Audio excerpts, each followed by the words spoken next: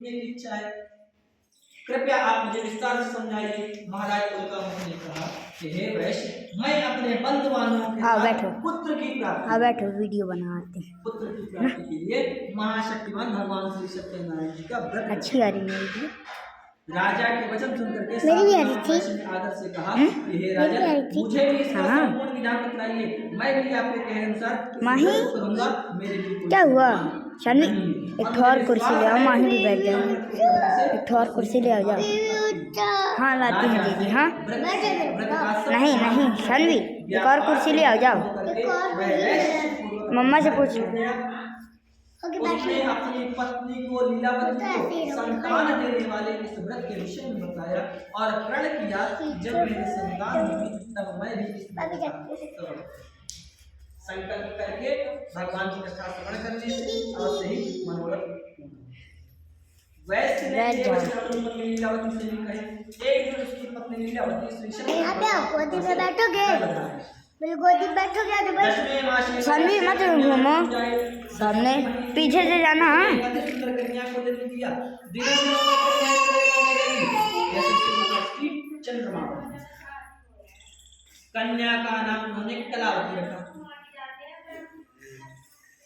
कन्या का नाम कलावती रखा। एक दिन लीलावती ने मीठे शब्दों में अपने पति को याद दिलाया कि आपने भगवान की व्रत करने का संकल्प किया था, अब आप उसे पूजा करेंगे। तो वैश्य ने कहा कि विवाह समय दस्यातेन कथम प्रिय, पहले क्या बोला था कि जब हमारे संतान होते हैं, तदोपरांत क्या कहता है, तन्मानां करणं कृतं, जब नाम करें तब। और अब क्या कह रहे हैं, विवाह समय दस्यातेन कथम, विवाह के समय मैं कलावती के विवाह पर इस कथा को श्रवण करूंगा। इस प्रकार अपनी पत्नी को आश्वासन देकर के व्यापार करने के लिए देश चला गया। कलावती पिता के घर में बड़ी होने लगी। लौटने पर साधु ने जब नगर में सखियों के साथ अपने पुत्र को देखा, विवाह की चिंता हुई और दूतों को बुलाकर है कि जाओ जाकर के हमारे पुत्र के लिए कोई सुयोग्य बड़े पुत्र को ले आओ, जिसके साथ हम पुत्री का विवाह करवा सकें। दूत साधु नामक उस वैश्य की आज्ञा पाकर के कंचन नगर सानवी मारूंगा मैं, तुम्हारे नहीं बनाता मैं। एक बड़े पुत्र को ले आए। उस सुयोग्य लड़के के साथ वैश्य ने अपने बंधुओं से प्रसन्नचित्त होकर के अपने मारूंगा सानवी में के साथ कर दिया।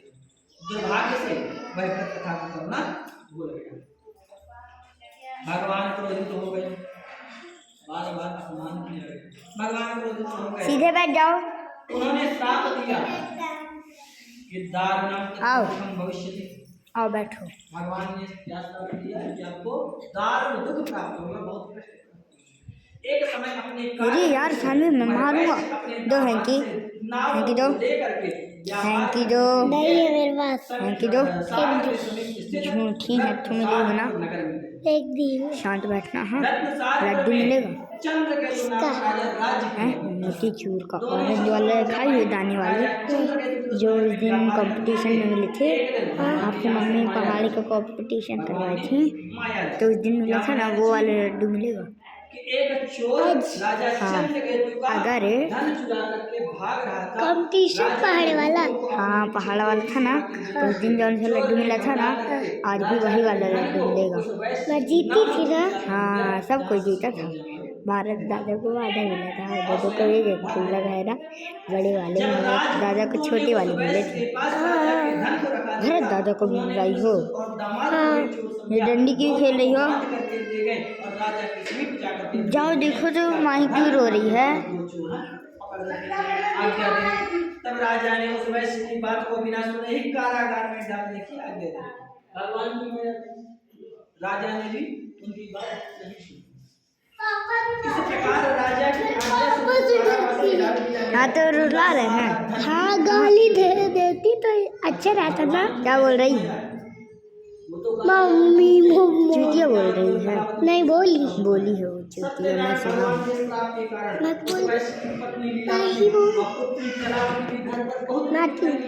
सारा धन चुरा करके ले गए। मानसिक और शारीरिक पीड़ा तथा और भोजन की प्यास में कलावती एक ब्रह्म उसने ब्राह्मण को श्री सत्यनारायण भगवान के व्रत को करते देखा, कथा श्रवण की और श्रद्धापूर्वक प्रसाद ग्रहण किया। रात्रिकाल को घर आ गया और माता ने प्रश्न किया। माता ने क्या प्रश्न किया? पुत्रे स्थिताकृते मनुष्यवतते, रात्रो स्थिताकृते मनुष्यवतते। इतनी रात मैंने कहाँ थी और तुम्हारे मन में क्या है? हटो, चलो हटो, तो प्रश्न करती है। हटो। तब जो है कलावती क्या बोलती है कि हे माता, मैं चाची मारेंगी, मेरा फोन नहीं है। हाँ, भगवान के व्रत चाची से बताऊं और मेरी भी कुछ उत्तम व्रत बताओ तुम्हारे मम्मा से। तब माता को लीलावती को संकल्प याद आया कि हम बालक हैं, लेकिन था नहीं। माता ने कन्या के वचन सुन करके सत्यनारायण भगवान की पूजा की तैयारी की। उन्होंने कंदबानों से श्री सत्यनारायण भगवान का व्रत कहे रो रही थी और वरदान चाचू चाचू वरदान आओ बैठो, कि आ जाओ। मेरे पति और समाज लौट आवे। साथ ही हे प्रभु, अगर हमसे कोई अपराध हुआ है उस अपराध को भी भगवान प्रसन्न हो। बैठ जाओ। भगवान प्रसन्न हो गए। उन्होंने राजा चंद्रकेतु को स्वप्न में दर्शन दे करके कहा कि आपके बंदी गृह में जो चोर हैं, जिन्होंने वैश्यों को आप बना के रखा है, उनको प्रातः काल ही मुक्त कर दो। यदि आप ऐसा नहीं करोगे तो आपका राजपाट धर्म रक्षा। शानवी इधर आओ, देखो ना। हाँ शानवी, इधर आओ। नहीं, मम्मा से पूछ के आओ काहे के लिए बुला रही।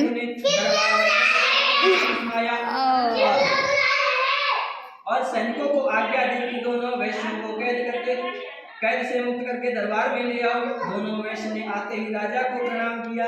राजा ने कोमल वचनों में कहा कि हे महात्मा, तुम्हें ऐसा जाओ शानवी, बालू मौसी को बुला लो, जाओ। चलो के बालू मौसी बुलाने। पर अब तुम तो भाई नहीं है, तुम मुक्त हो। ऐसा कह करके और आभूषण पहनाए तथा उनका जितना धन दिया था उससे दुगना धन देकर आगे दोनों वैश्य अपने नगर की ओर चल दिए। अब इनके साथ आगे क्या होता है, क्योंकि उस वैश्य को जानकारी थी कि हम कारागार में वैसे। अब इनके साथ आगे क्या होता है, ये चौथे ऐसा कहते कहते भगवान की कथा का तीसरा चरण समाप्त हुआ।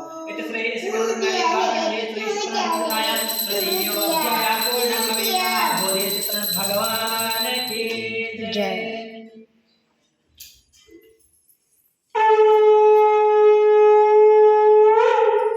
पुनः पुष्पाक्षर लेना है। इतने स्कंद पुराणे वाखंडे श्री सत्यनारायण व्रतमाला चतुर्थो अध्याय भगवान की कथा का चौथा चरण। अब क्या कहते हैं, भगवान सूत जी ने आगे कथा बतलाई ऋषियों कि वैश्य ने यात्रा आरंभ की, अपने नगर की ओर चल दिया। उनके थोड़ी दूर आगे बढ़ने पर भगवान ने परीक्षा लेने के निमित्त दंडी वेशधारी श्री सत्यनारायण भगवान का रूप धारण। सत्यनारायण भगवान दंडी का रूप और उस वैश्य की परीक्षा लेने की कामना से उसके पास जाते और क्या बोलते हैं, भिक्षा के निरूप जो कुछ भी है हमें दिया जाए। तब अभिमानित बन गई। उसने हंसते हुए क्या बोला, हे दंड, आप ऐसा क्यों पूछते हो? क्या धन लेने की कामना है? मेरी नाव में तो लता पात्र भरा। अब मिथ्या बोलने का संकल्प पूरा नहीं किया तो कारागार में। अब झूठ बोलने का क्या श्राप है? क्या धन लेने की कामना है? मेरी नाव में तो लता पात्र भरा पड़ा हुआ है। वैसे के ऐसे वचन सुन करके दंडी वेशधारी क्या बोलते हैं, भगवान सत्यनारायण क्या बोलते हैं, तथास्तु तथास्तु, जो तुम कह रहे हो तुम्हारा वचन सत्य हो। ऐसा कह करके वह दंडी वेशधारी सत्यनारायण भगवान कुछ दूर जा करके समुद्र के समीप बैठ जाते हैं। दंडी महाराज के जाने के पश्चात वैश्य निमित्त क्रिया से निवृत्त होने के बाद नाव को ऊंची उठी देखी। नाव ऊंची कैसे हुई? पहले तो जल में दबी थी, अब ऊपर कैसे आ गई? जब नाव में देखा लता पात्र, बेल और पत्ते, जैसे ही देखता है मूर्छा खा करके, मूर्छित तो अब मूर्छा खा करके मूर्छा खुलने पर अति शोक प्रकट करने लगता है। तब उनके दामाद समझाते हैं कि आप शोक ना करें, ये दंडी महाराज का श्राप था, अतः हमें हिंदू चरण में चलना चाहिए, वहीं हमारे कष्टों का अंत है। दामाद के वचन सुन करके वह वैसे दंडी भगवान के पास पहुंचा और अत्यंत भक्ति से भाव सहित कहता है कि मैंने आपसे जो असत्य वचन कहे थे उसके लिए मुझे क्षमा करना। और ऐसा कहकर के रोने लगा। तब दंडी भगवान बोलते हैं कि हे भाई पुत्र, मेरी ही आज्ञा से तुझे बार बार कष्ट पहुंचा। वीडियो बना रहा, साइड हट गए। मेरी ही माया रची हुई थी और मेरी ही आज्ञा से बार बार कष्ट प्राप्त हुआ है। क्यों? क्योंकि तू मेरी पूजा से विमुख, बार बार संकल्प करके पूजा को नहीं कर रहा था, इसीलिए कष्ट। तब वैसे ने क्या कहा कि हे भगवान, आपकी माया को ब्रह्मा आज देवता ही नहीं करते हैं, तो मैं मूल भला कैसे जान सकता हूँ कि आप माया रख रहे हैं? आप प्रसन्न हो जाइए, मैं अपनी सामर्थ्य के अनुसार आपकी पूजा करूंगा। मेरी रक्षा कीजिए और मेरी नौका को पहले के समान धन से परिपूर्ण कर दीजिए। उसके भक्ति पूर्वक वचन सुन करके श्री सत्यनारायण भगवान प्रसन्न हो गए और उसकी इच्छा अनुसार वर दे करके वहां से अंतर ध्यान हो गए। तब ससुर व दामाद दोनों ने नाव पर आकर पाया कि नाव धन से परिपूर्ण है। फिर वह विधि विधान से भगवान सत्यनारायण का पूजन करके साथियों से अपने नगर की ओर चले। जब अपने नगर के निकट पहुंचे तब दूत को घर में जाओ जाकर के हमारे घर में बता करके आओ कि आपके पति और जामाता नगर के निकट आ गए हैं। जब दूत जाता है और बताता है और उस समय लीलावती और उसकी कन्या कलावती भगवान का पूजन कर रही थी। दूत का जैसे ही वचन सुनती है, लीलावती पूजन पूर्ण करके अपनी पुत्री से क्या कहती है कि मैं अपने पति के दर्शन को जाती हूँ, पूजन पूर्ण करके शीघ्र आएंगे। परंतु कलावती पूजन एवं प्रसाद को छोड़ करके अपने पति के दर्शन के लिए चली गई। पूजन एवं प्रसाद की अवज्ञा के कारण भगवान सत्यनारायण रुष्ट हो गए। उसके पति को नाव से पानी में डूब गई। कलावती अपने पति को ना पा करके रोती हुई जमीन पर गिर पड़ी। नौका को डूबा हुआ तथा कन्या को रोता हुआ देख करके साधु नामक उस वैश्य ने द्रवित होकर के भाववश कहा, हे प्रभु, मुझसे या मेरे परिवार से अज्ञानतावश जो अपराध हुआ इस अपराध को प्रभु क्षमा। उसके ऐसे वचन सुनकर क्या करना माही प्रसन्न हो गए और आकाशवाणी हुई कि बैठोगी? तेरी पुत्री मेरे प्रसाद को कहते हैं कि प्रतिष्ठा के समय कलश में कलशस्य मुखे विष्णु कंठे रुद्र समाश्रिता मूले त्यस्तौ ब्रह्म मध्य मात्र नास्तिका। सातों दीपों का समागम कलश में, मतलब 33 कोटि देवी देवता इसमें निवास करते हैं। दीपक का प्रज्वलन आकाश की ओर, आकाश मंडल, मुख नीचे की ओर, पाताल लोक। तो ये जो है दसों दिशाओं का वर्णन करता है। आम्र पल्लव, चारों दसों दिशाओं को दर्शाता है। आम्र पल्लव 10 दिशाओं को दर्शाता है। तो कलश में 33 कोटि देवी देवता निवास करते हैं। सभी तीर्थ का वास किया जाता है और इन सभी का त्याग करने के पश्चात कलावती अपने दर्शन के लिए आई है। यदि वह घर जाकर के प्रसाद ग्रहण करके आए, पूजन पूर्ण करके आए, तो इसका अवश्य प्राप्त है। जैसे ही आकाशवाणी सुनती है, कलावती घर पहुंच करके प्रसाद ग्रहण करती है, फिर आकर के अपने पति को पूर्ण रूप में पाकर के अति प्रसन्न होती है। उसने अपने पति के दर्शन किए। तत्पश्चात साधु वैश्य ने वही प्रबंध बांधों से सत्यदेव भगवान का विधि पूर्वक पूजन किया। तट पर ही पूजन किया और समय समय पर आगे भी व्रत कथा को सुन करके पूजन को करता रहा। अंत में वह इस लोक में सभी प्रकार के सुख भोग करके वैकुंठ धाम को गया। अंत में भगवान ने उसका जीवन सफल बनाया और वैकुंठ धाम को प्राप्त किया। अब भगवान ने 5वें अध्याय बतलाया है जो आपको प्रसाद दिया है। यदि आप उसका तिरस्कार करेंगे तो दिखाऊंगा 5वें अध्याय बनाएंगे। ऐसा कहते कहते भगवान कथा का चौथा चरण समाप्त हुआ। इतने सकंद पुराणे महाखंडे श्री सत्यनारायण कथायां चतुर्थो अध्यायः पूर्णं भवेत्। बोलिए सत्यनारायण भगवान की जय। आगे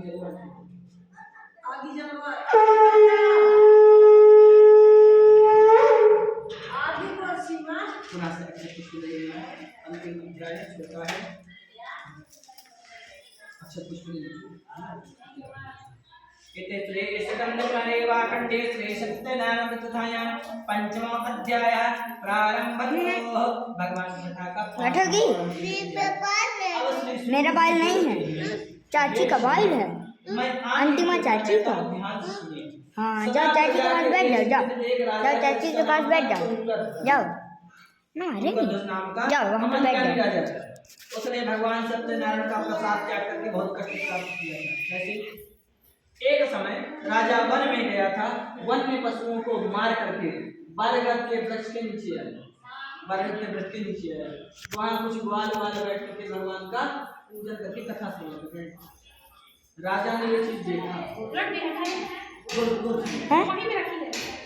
हाँ इसको ले जाइए तो जलवा दीजिए। जब ग्वाल वालों को देखा तो राजा अभिमान के कारण कहते हैं सब जब बैठ जाओ चाचू के पास।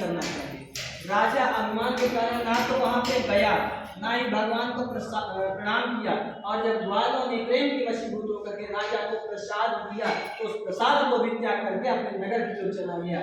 जब नगर में पहुंचता है तो क्या देखा कि उसका राजपाट धन पुत्र सब नष्ट, 100 जीवित पुत्र नष्ट हो चुके। राजा तो ज्ञानी था, समझ गए भगवान का तिरस्कार किया है। यदि मनुष्य कोई नुकसान करेगा तो थोड़ा उसमें, लेकिन यहाँ तो सर्वनाश हो गया, हम नहीं कर सकते, तो ये परमात्मा ही कर सकता है। पुनः से वन में वापस जाता है, उन्हीं ग्वालों के मध्य बैठ करके भगवान की कथा को श्रवण करता है और उसी प्रसाद को ग्रहण करता है, तो भगवान की कृपा होती है, मृत पुत्र जीवित हो गए और सुंदर आत्मा प्राप्त हुआ राजसिंह। तो भगवान ने कथा में कहा है कि श्री सत्यनारायण भगवान की कृपा से जो भी इस व्रत कथा को श्रवण करेगा उसे धन दान की कोई कमी नहीं, निर्धन धनी हो जाएगा, बंदी बंधनों से मुक्त होकर के निर्भय हो जाएगा, संतानहीनों को संतान की प्राप्ति होगी तथा सब मनोरथ पूर्ण करके अंत में वैकुंठ धाम मोक्ष। अब सबसे पहले भगवान की कथा श्रवण करने वाले थे सतान नाम के वृद्ध ब्राह्मण ने भगवान की कथा श्रवण की थी। दूसरे जन्म में वह सुदामा की स्वयं श्री कृष्ण ने अपनी अस्त्र धारा से सुदामा के चरणों को धो करके और फिर उदकामुक नाम के महाराज राजा दशरथ बन करके रंगनाथ का पूजन करके मोक्ष की प्राप्ति की। साधु नामक उस वैश्य ने धर्मात्मा सत्य प्रसिद्ध राजा मोरध्वज बन करके अपने ही पुत्र को आर्य से चूर करके वैकुंठ धाम प्राप्त करवाया था। भगवान ने परीक्षा दी और अपने ही पुत्र को आर्य से किया था, भगवान ने समर्पित किया, तो भगवान बड़े प्रसन्न हुए थे और वैकुंठ धाम प्राप्त करवाए थे। महाराज तुंगध्वज स्वयं भू मनवल थे और बहुत से लोगों को भगवान की भक्ति में लीन करा करके वैकुंठ धाम प्राप्त कराया था। और लकड़हारा भी अगले जन्म में गुणों का नामक निषाद का राजा केवट बना, जिसने श्री राम भगवान को गंगा सागर पार कराए, भगवान प्रसन्न होकर के उसको बहुत सागर पार कराया। तो भगवान ने सभी का जीवन सफल किया, तो हमारा आपका क्यों ना करेगा। इसी प्रार्थना के साथ भगवान का अंतिम चरण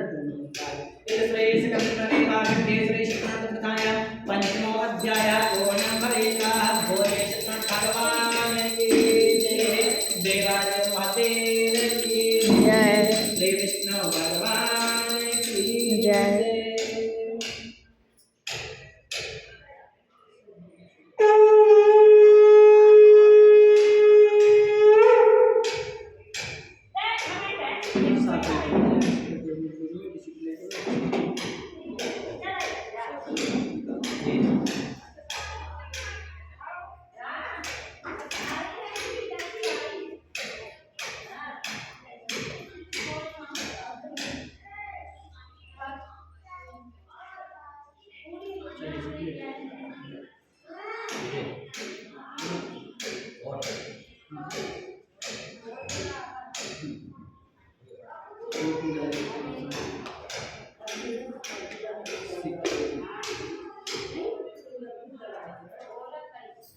जाओ आगे लेके आओ।